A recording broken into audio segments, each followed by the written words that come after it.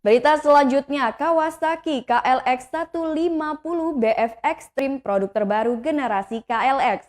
Kawasaki menghadirkan produk terbarunya dari generasi KLX, yaitu Kawasaki KLX 150 BF Extreme.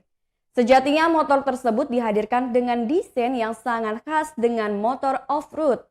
Namun apa yang menjadi fitur unggulan dari KLX 150 BF Extreme?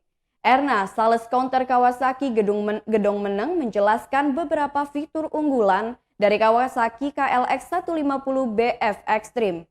KLX 150 BF Extreme sudah dilengkapi dengan beberapa aksesoris tambahan seperti tutup tabung sok.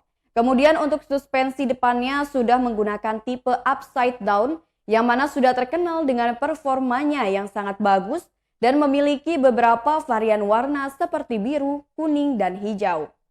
Selain itu, Erna juga menambahkan performa dari Kawasaki KLX 150 BF Extreme.